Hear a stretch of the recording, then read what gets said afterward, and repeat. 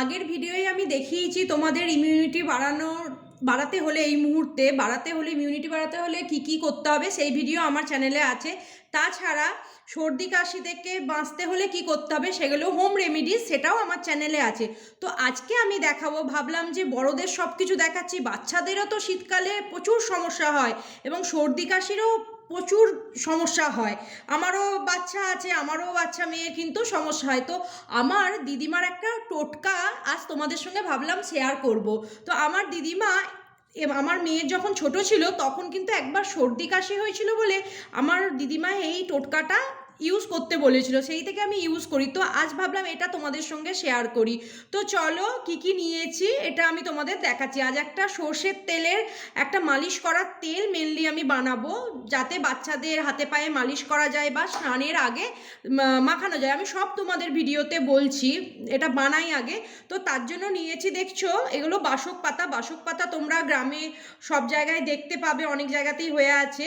তো এই দেখো বাসক পাতাটা ভালো করে চিনে নাও, বাসক পাতাটা অন্য পাতা যেন না হয়, কারণ তাহলে কিন্তু অসুবিধা হবে। বাসক পাতাটা দেখতে কেমন দেখো, এই দেখো।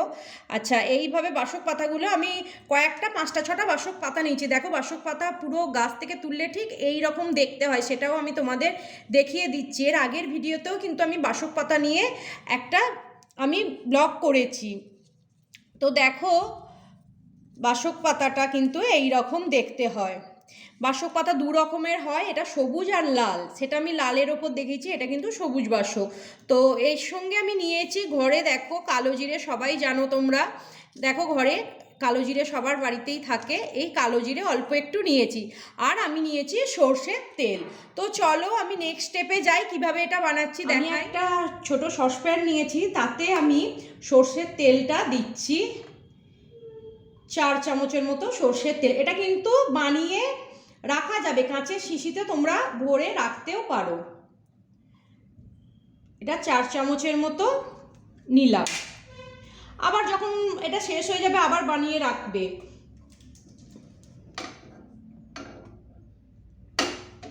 দেখো আমার তেলটা একটু গরম হয়ে এলে আমি 1/2 চামচের মতো কালো জিরে দিয়ে দিচ্ছি।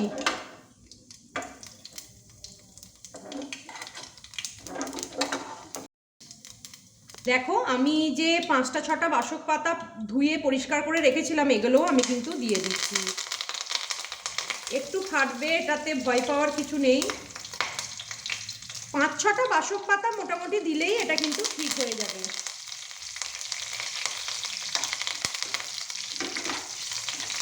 এইভাবে এটা নাড়া দিতে হবে। যখন এটা দেখা যাবে যে বাসক পাতাগুলো একদম ভাজা হয়ে গেছে, মানে ভাজা ভাজা হয়ে যাবে, তখন এটা খড়খড়ে হয়ে যাবে ব্যাপারটা, তখন এটা জানবে তেলটা রেডি হয়ে গেছে। বাসক পাতাগুলো কিন্তু তুলে নিতে হবে।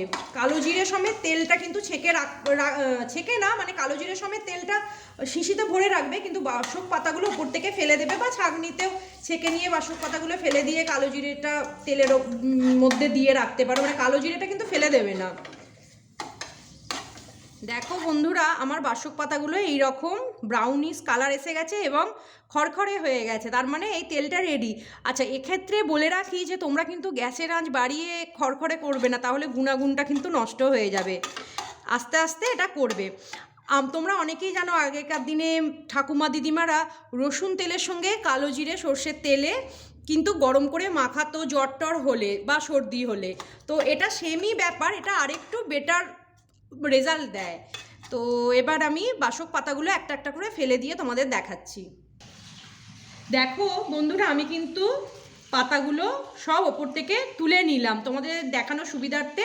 আমি কিন্তু চামচের সাহায্যে পাতাগুলো তুলে নিয়েছি, একটু ঠান্ডা হতে তুলে নিয়েছি, এটা আমি ফেলে দেব। তো দেখো বন্ধুরা, আমার তেলটা কিন্তু ঠান্ডা হয়েছে। ঠান্ডা হলে তোমরা কিন্তু শিশিতে ঢালবে, তার আগে কিন্তু কাঁচের কোনো জায়গায় ঢালবে না, কারণ ফেটে যাবে তাহলে। দেখো আস্তে আস্তে আমি এই বোলটায় ঢেলে দিলাম। তো এটা আধ ঘন্টা, স্নানের আধ ঘন্টা আগে বাচ্চাদের সারা শরীরে তোমরা মাখাবে।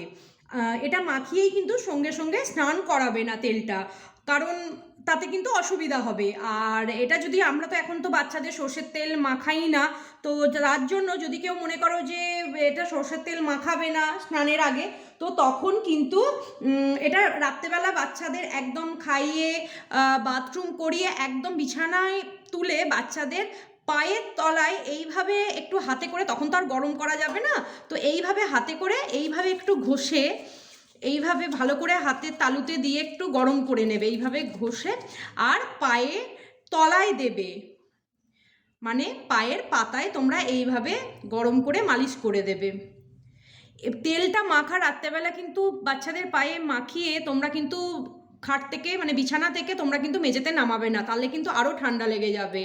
এটা মাখিয়ে শুয়ে দেবে, দেখবে সর্দি অনেকাংশে কম হবে। এটা যদি তোমরা তেলটা তৈরি করে সারা শীতকাল যদি বাচ্চাদের রাত্রেবেলা বলো বা সকাল স্নানের আগে মাখাও, মোটামুটি অনেকাংশে কিন্তু সর্দিটা হয় না, ম্যাক্সিমাম 80% রোখা যায় কিন্তু সর্দির হাত থেকে, বা হলেও একটু হয়, মারাত্মক কিছু হয় না। এইভাবে ভালো করে বাচ্চাদের পায়ে মাখিয়ে দেবে। তো এইভাবে ঘষে ঘষে তোমরা মাখাবে, পুরোটা পায়ের তলায় কিন্তু পুরোটা তেলটা যেন ঢুকে যায়। আমি এটাতে ঢেলে তোমাদের দেখালাম সুবিধার জন্য, কাঁচের বাটির ছবিটা একটু প্রবলেম হচ্ছে বলে ভিডিওতে ঠিক আসছে না বলে আমি এতে কিন্তু ঢেলে দেখিয়েছি। তোমরা এই তেলটা কিন্তু কাঁচের শিশিতেই ভরে রাখবে। তো চলো আজকে ভিডিওটা এখানেই এন্ড করছি। তোমাদের কেমন লাগলো অবশ্যই আমার ভিডিওটা জানাবে। তোমরা যদি একটু উপকৃত হও, যারা আমার নতুন বন্ধু তারা প্লিজ চ্যানেলটিকে আমার সাবস্ক্রাইব করো, আর পুরনো বন্ধুদের তো নতুন করে আর বলারও কিছু নেই, অনেক অনেক ধন্যবাদ। চলো আজকে তাহলে টাটা।